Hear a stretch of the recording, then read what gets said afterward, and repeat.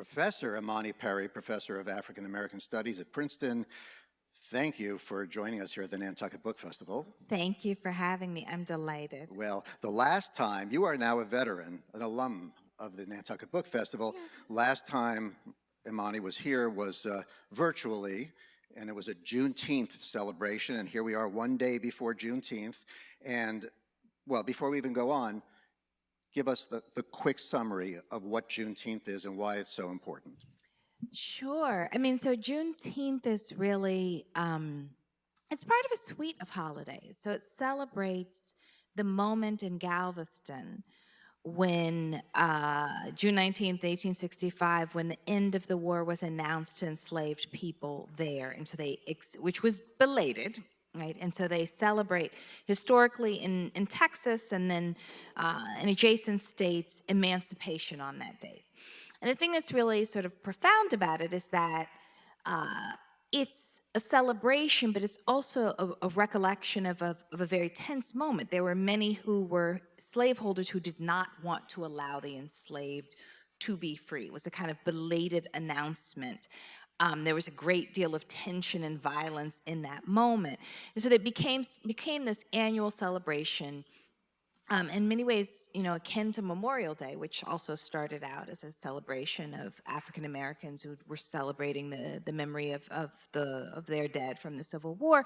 But an annual celebration is both an affirmation of freedom, but also, I think, in a way, a kind of an assertion of the ongoing struggle for freedom. Emancipation, up here in Black communities in New England, people celebrated Emancipation Day on January 1st, and similarly watch night services in other parts of the South, where it's sort of the night before the signing of the Emancipation Proclamation. So and so let me just say that this one phrase, I've been living with this phrase for 2 years, and then when I knew I was going to get to interview you, I said, what can I do with this phrase? Because you said at that time, you were asked, how do you feel about, it was the very day that that Juneteenth was officially declared a national holiday.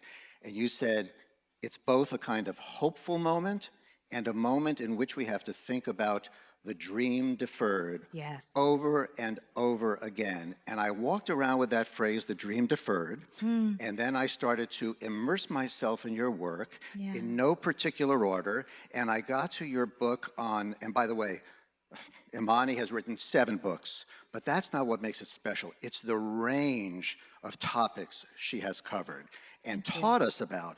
So, your book on Lorraine Hansberry, Searching for Lorraine, a biography.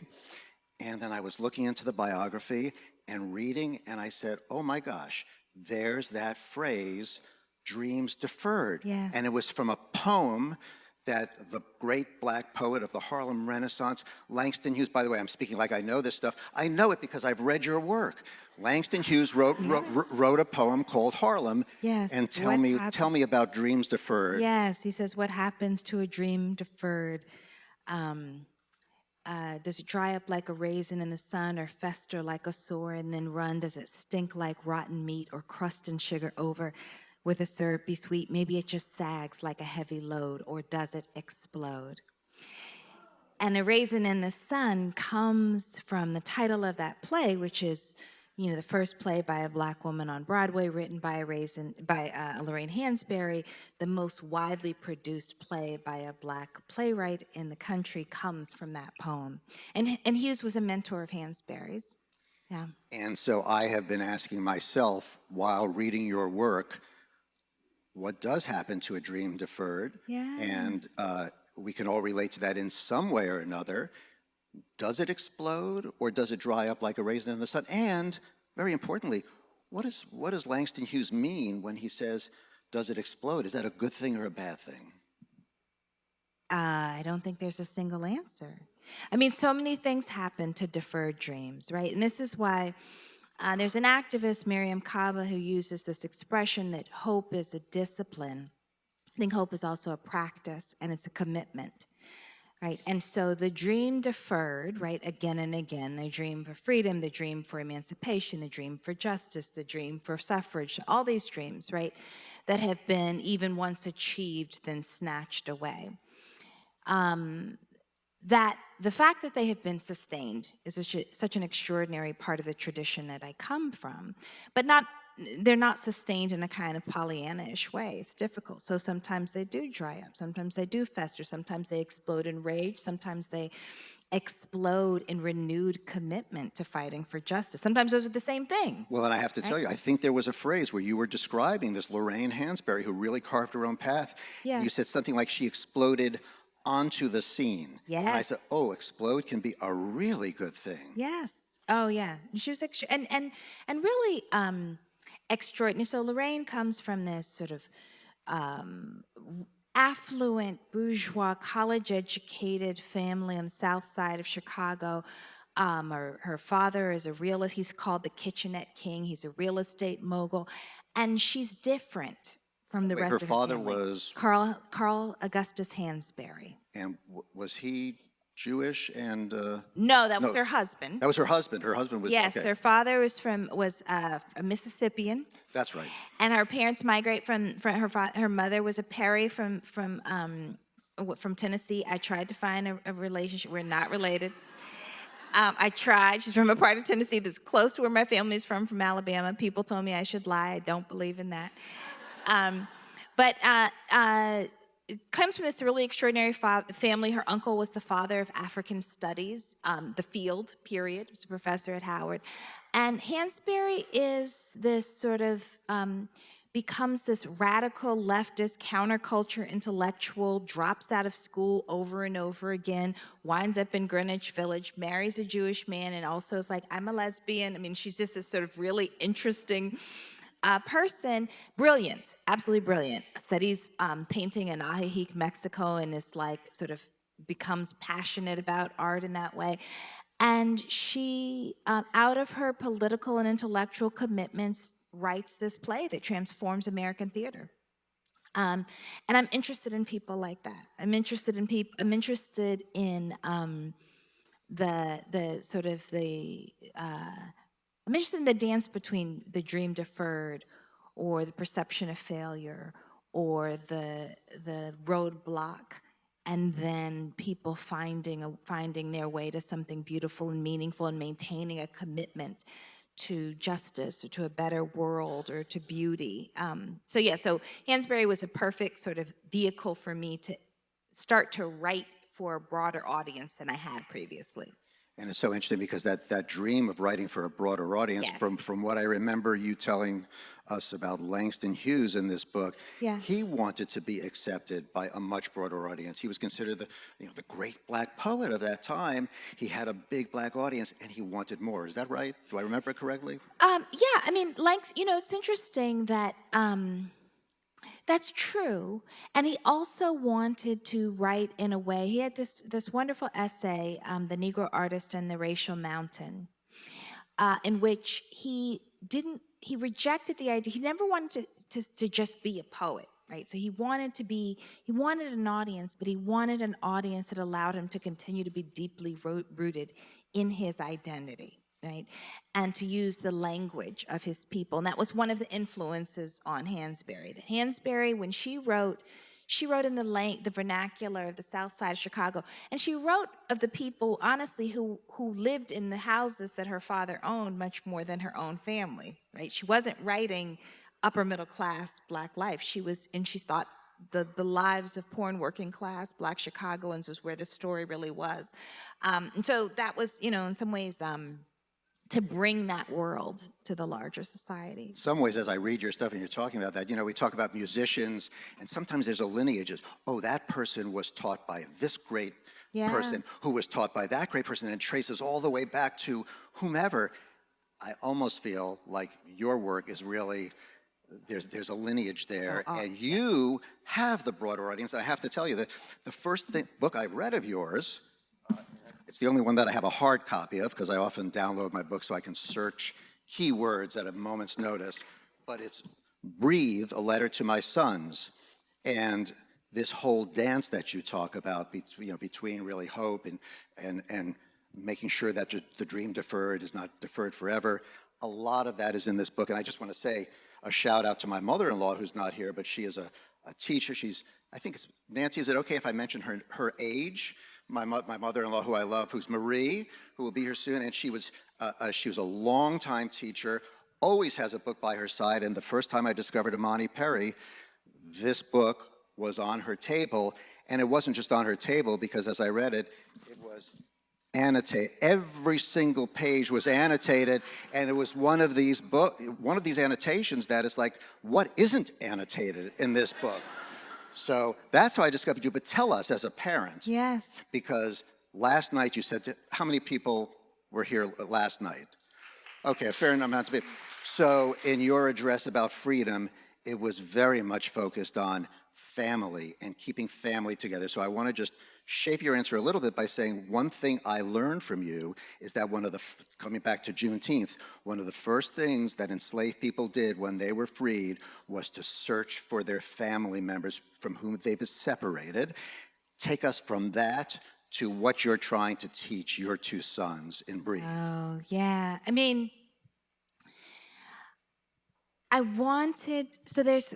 the book begins with that moment, sort of the Black Lives Matter moment, where there was this sort of mainstream awareness that things are different, that people were talking about the talk, right? Everybody talks about the talk you have in particular with Black boys. And I had a sort of gut level aversion to the talk, to be quite honest. You are the first Black woman or Black parent I have heard who has an aversion to the talk. Yes, I do. Because I think we live with the illusion that if we just tell our children the right things, they'll be safe. And that's an illusion for all parents, not just Black parents, right? And of course we want to guide them and nurture them, but the world is dangerous and scary, period. And there's a kind of responsibility that the discourse around the talk puts on the children and their families as opposed to the society. So I like to pivot people kept saying to me, and I know that it came from a good place, but saying, oh, it must be so hard to raise Black boys. And it was just, it was them sticking in my craw. It was bugging me. And part of why it was bugging me is I thought, that is what my experience as a parent and their experience as children has now been reduced to. The difficulty, the tragedy. And there was plenty of tragedy. And I wrote a profile of Tamir Rice's mother. There's abundant tragedy. It was a heartbreak. I mean, we had a wonderful time together, but it was a heartbreaking experience to sort of deal intimately with what her experience was of losing a 12-year-old. But what I wanted to say, it's not just hard. It is beautiful. It is glorious. They're wonderful children. I wanted to acknowledge the fear, but I also want them to fly, right? And I love birds, and that's one of them. So I didn't want to clip their wings. And I also wanted to talk to them about fortune, and those are the 3 sections. And it is an engagement with the sections of Richard Wright's native son. There's a sort of, it's a heavy literary reference book, which is probably why an educator had a lot of annotations, because there's a lot of intertextuality with other books, even though it's a sort of short book. But the fortune for me is that tradition. It's a sort of extraordinary tradition that they have to draw on, and that tradition being familial tradition, but it also being an intellectual and a political tradition. That the circumstances of adversity are not new, and that there's a tradition of some both spiritual and intellectual resources for not allowing one's life to be reduced to the conditions of inequality and injustice, right? And that the imagination is in some ways the primary resources to withstand so much. So I wanted the book to be a legacy for them and their peers, but I also wanted others to witness that the talk is not the sum total of our life and our tradition, right? Really fascinating.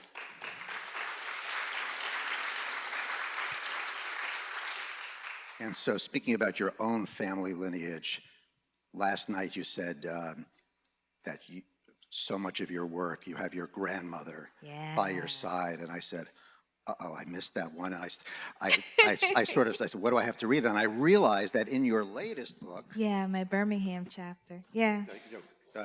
and the title, you have so many books, but South to America, A Journey Below the Mason-Dixon to Understand the Soul of America. And I immediately went to the Atlanta chapter because I live in Atlanta. And then yesterday, thank God, I went to the Alabama chapter. Yes. And I learned so much about your grandmother. I wish she were here right now, but tell Me us about, too. yes, tell us about your grandmother and what Yeah. she passed down to you. Yeah. So my grandmother, Nita Garner Perry, was born in Huntsville, Alabama.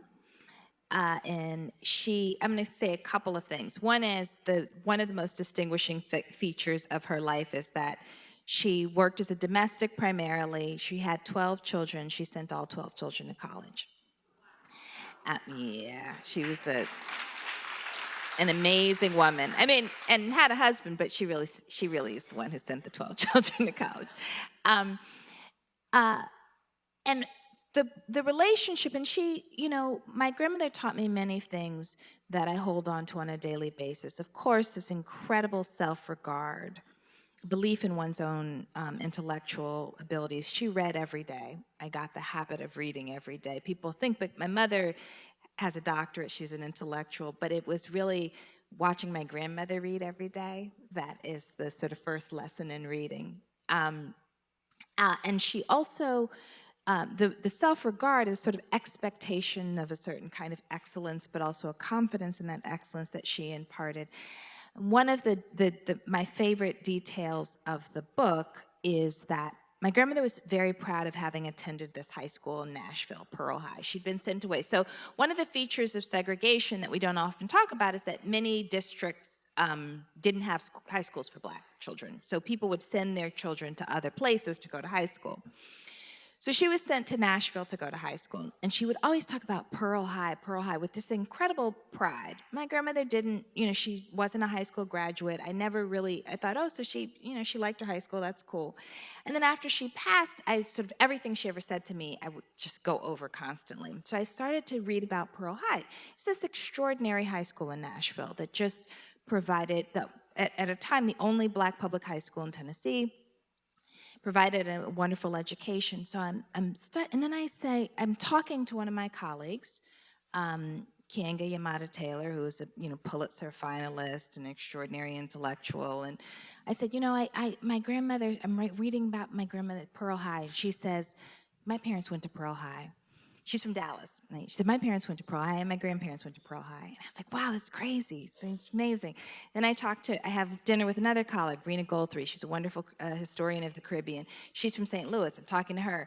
And I said, yeah, I'm doing this work on Pearl High. And she said, my parents went to Pearl High. My grandparents went to Pearl High. These are people at Princeton, just this Princeton African American Studies Department.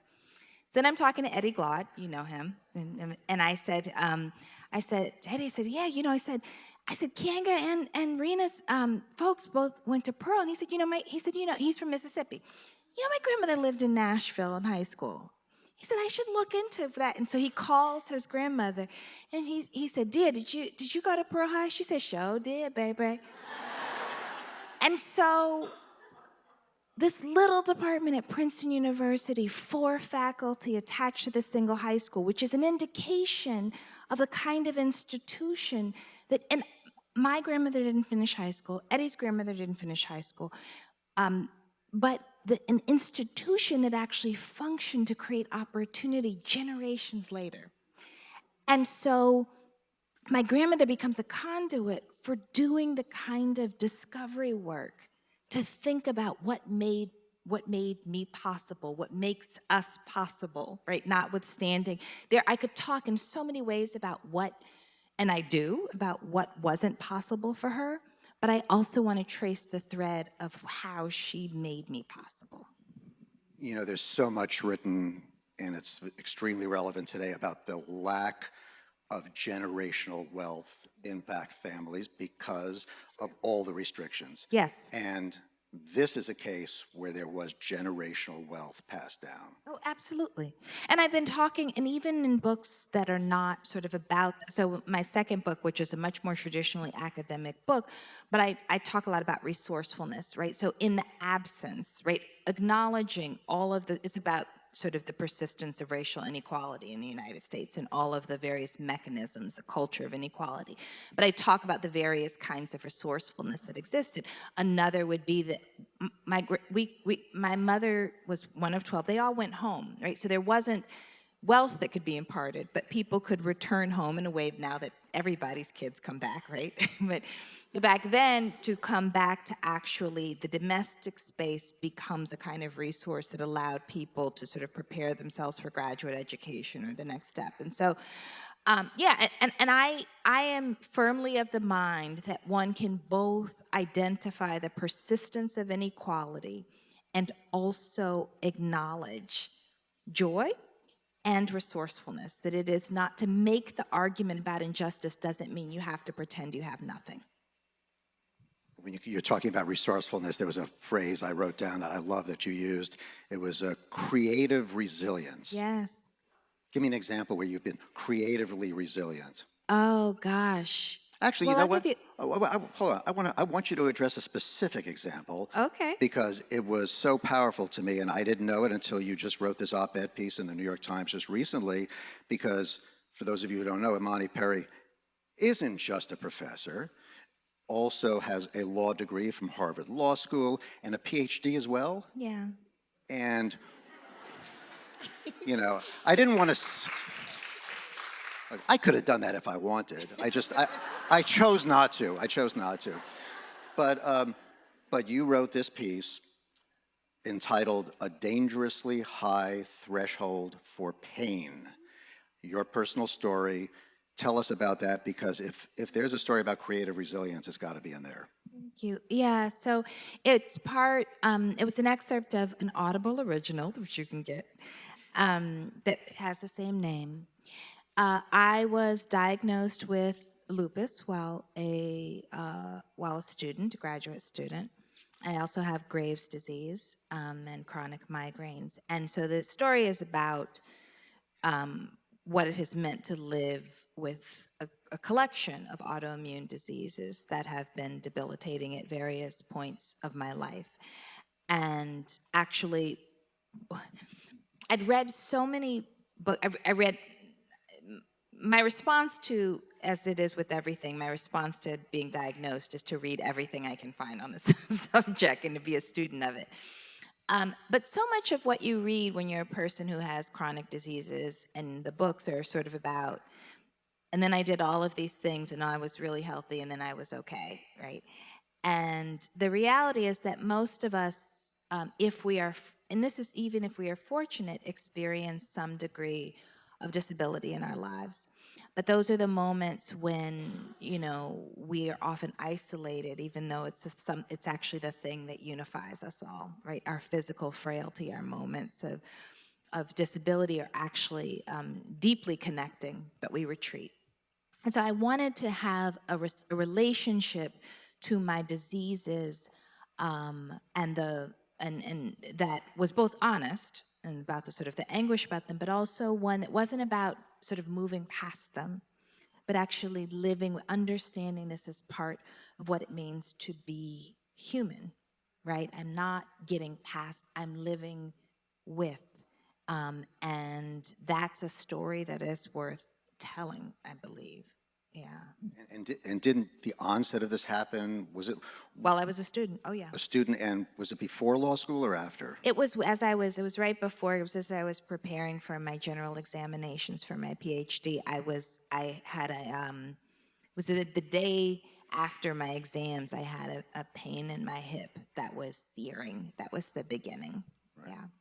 It's interesting. I interviewed a guy a while back named Spencer Glendon, who went from Wellington Capital Management, brilliant guy, with a series of autoimmune diseases, which eventually led to a kidney transplant. And every time he would get a job, he would tell people, and for Wellington Management, he said, look, there are going to be times I cannot work, and don't pay me for those times, but just so you know.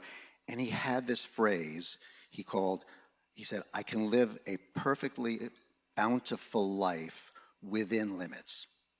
So I don't know if that resonates with you at all, but it seems like you have no limits. I have lots of limits. Well, oh gosh. So my cousin just died.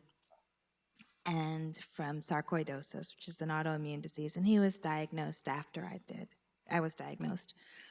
And he had a kidney and a heart transplant, and he was just he's just stunningly beautiful actor, just the sweetest person in the world. And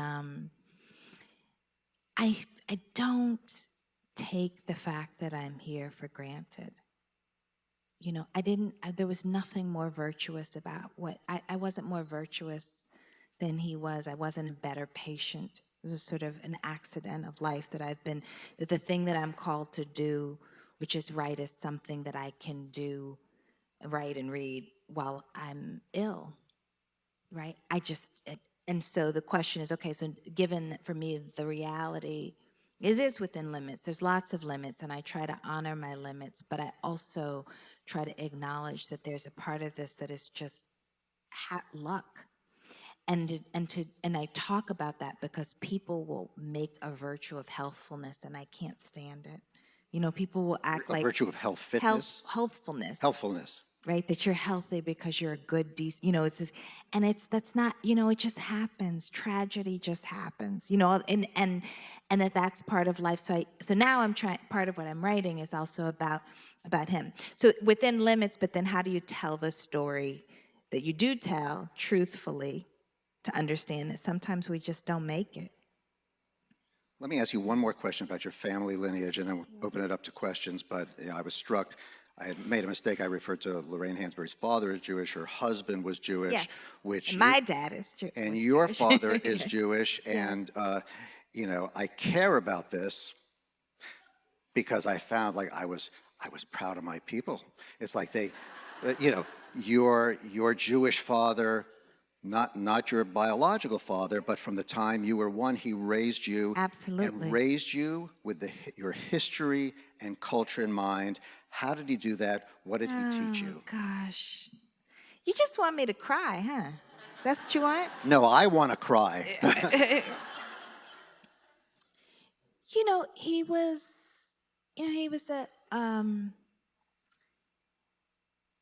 a poor kid from Brooklyn who wound up going to City College because they sent around a piece of paper saying, take this test if you want to go to college. And found himself inspired by the civil rights movement, and it was good at math, just happened to be good at math, and decided to go teach at a black college, and just kind of decided to. He's a graduate student at Yale at the same time as my mother, but they never met then, and they met in Birmingham, at Alabama at Miles College. I just did a talk at Miles College here in the spring. It was just so amazing to be where they met.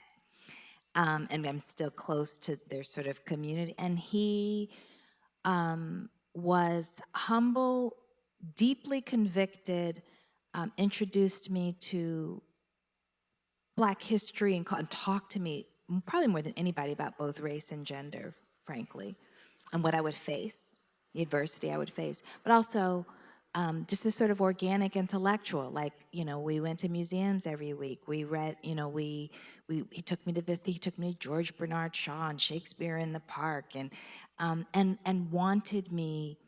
Loved Lorraine Hansberry passionately. So when I was writing that book, right before I started, he died before I was really into it. I was missing him. I had accidentally erased his last voicemail to me. I went on YouTube to see talks he'd given, and he's giving this talk, and he has a quote from Lorraine Hansberry behind it. The reason why this is odd is because he was an epidemiologist, so usually epidemiologists who are talking about public health are not quoting playwrights, but that was him. And so I was just, you know, so there's always these signs, and he really, really had and just really convicted, you know, radical leftist. I mean, he was the most unflinching, like he did not leave the late 60s ever. Like,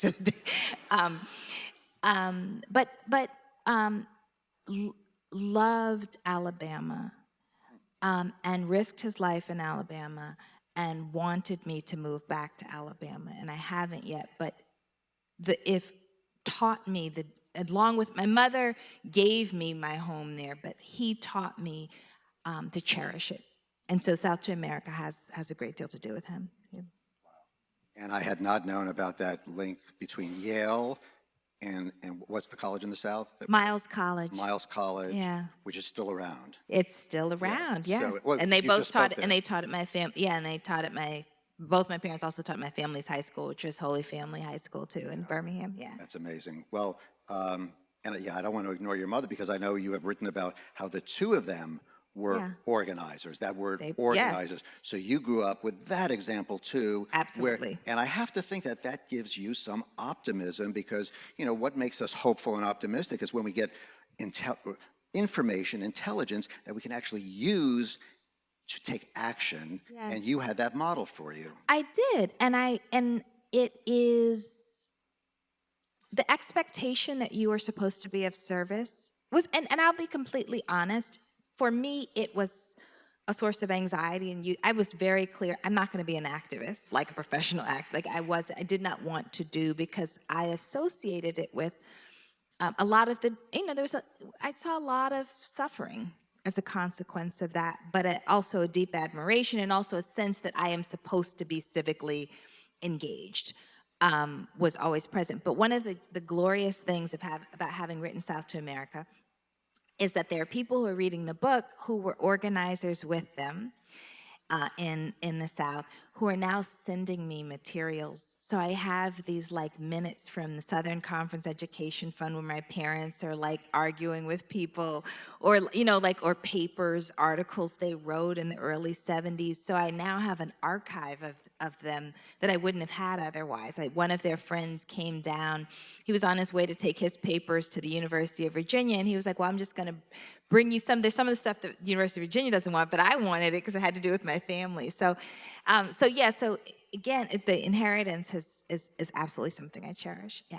Let me open it up to questions. Who has a question? Yes.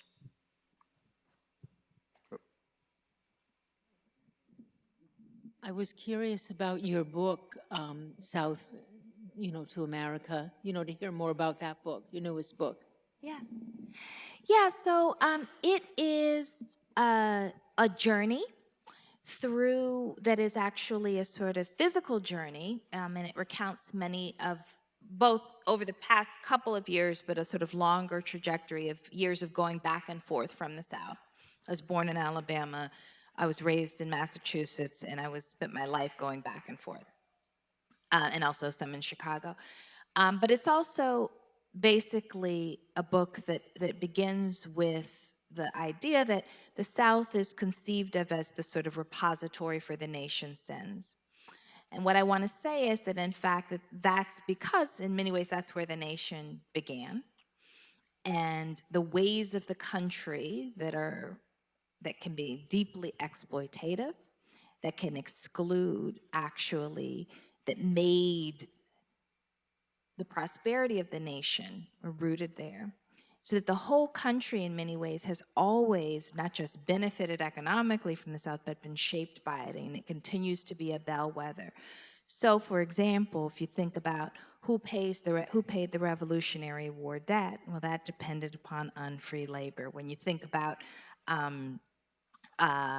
you go through all the wars, the War of 1812, when you think about the international wealth of the United States, but depending upon cotton. We think about the system of federalism, why that came to be, Federalist 54, and the way that the interest of slaveholders. And so trying to shift the lens on the South to not just sort of treat it as that sort of bad place down there, but understand how central it is, and how if we listen to the freedom dreams that have come out of the South, the imagination, the hope, that it actually can instruct the rest of us about how to be. And you could go down the line, right? You can talk about coal and steel and oil and gas and internet. I mean, and it's a climate issue. It has to do not with sort of who was where, but just the reality that it is such rich land that has yielded so much, but it's cost so many lives in the process. Yeah. Other questions all the way back there? Yes? Oh, hold on 1 second so they can run a mic to you.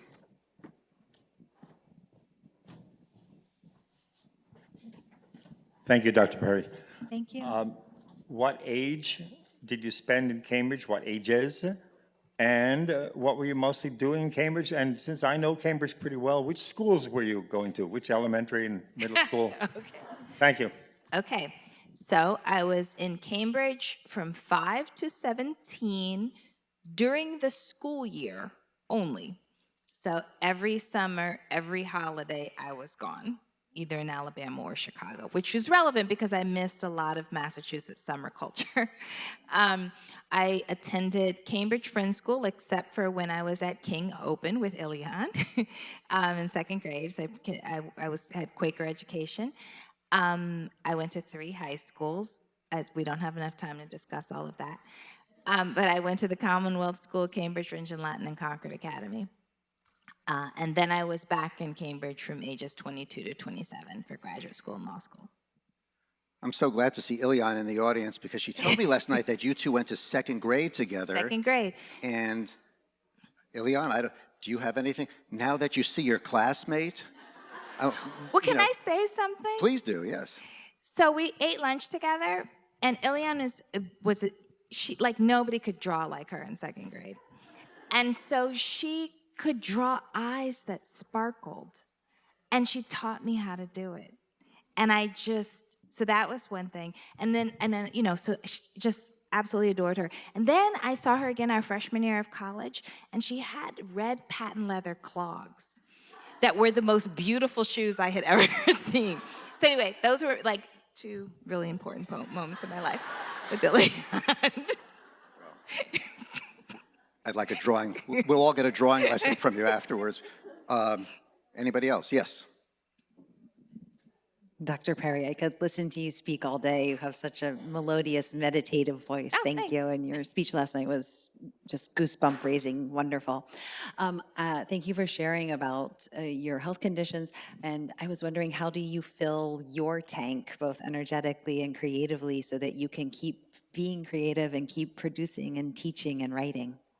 Yeah, so I mean, and Ilion and I have talked about this a lot, but music is a central part. I listen to music every day. I read every day. I did one of those tests a few years ago where you ask your children, like, things about you, like they say, how old are you? Or like, what do you, and they usually have funny answers. And so I asked my younger son, what's something I like to do? And I was so scared he was going to say, like, sit at our computer and answer emails. And he said, laugh. And I laugh a lot. So I look for sources of humor and entertainment constantly. So I do. I live in. And this is the other thing, which people sort of respond to weirdly, so I should probably stop saying it, but I really like to cook for myself, and I like to cook things that I really like to eat. So I am really invested in making the food that I want to eat, and that makes me feel good physically and happy too. So. Other questions? No more questions? We have a couple of minutes then. Okay. So, oh boy, there's still so much I want to, I don't want to turn it to a negative thing, but I will say that, yes.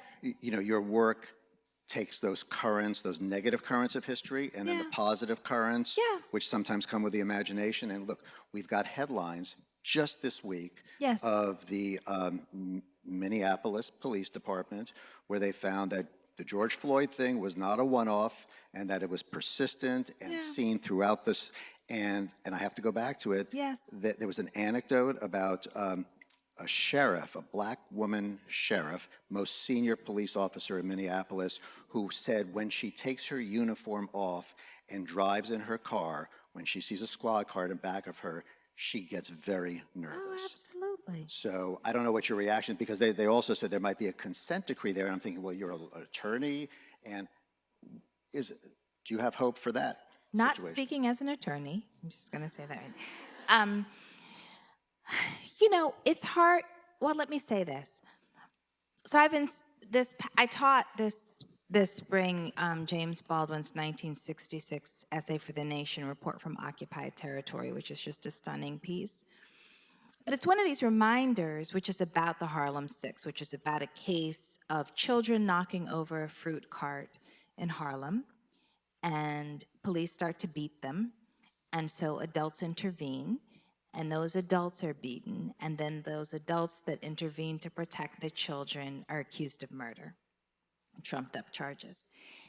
And if you are in the archive the way that I am, repeatedly over the past 100 years, there is story after story of a anguished relationship between policing and Black communities really from emancipation to the present.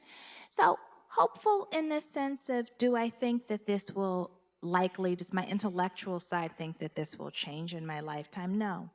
And I will be completely frank, I do not think watching, there was a moment when I said, I'm not gonna watch this footage, when there was like sort of footage of people being killed who were unarmed. I said, I refused to watch. People said it was important for people to be aware. And I said, well, I know already, so I don't need to watch it.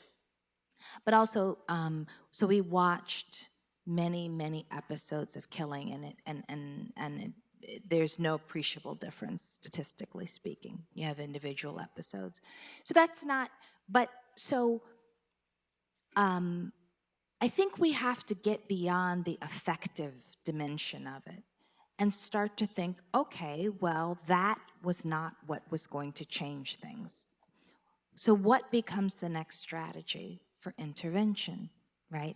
And there are people, there are scholars, there are thinkers, there are organizers who are sort of proposing different things. And I think, we're so sort of media oriented that it becomes very easy to allow the sort of emotional register to stand in for trying to imagine how we might get to right relation in a more effective way. So we have to be in a new phase. The question becomes, okay, so what do we do next? It's not obviously not going to be easy. People have been organizing around this for even though we've only been talking about it maybe for 10 years, people have been organizing around it for over 100 years. So we have to, so I don't think one gives up, but I'm not optimistic at this moment. That's not the word I would use. Well, I have to say that the only thing I can say is, Ilian, your little anecdote about teaching you how to draw eyes that sparkle. I think in my little promotion for this event, it's like we were going to talk about hope deferred or dreams deferred, and even though that subject can often drain your energy, as you said, it could fill your tank. And I had promised that you would fill our tank, and I think partly because your eyes do sparkle. In reality, it's true, and it's partly obviously the content of what you said, but I don't know about you, but I read that Imani means faith. And so I hope we all leave here with a little bit more faith. It's a mustard seed. That's all we need.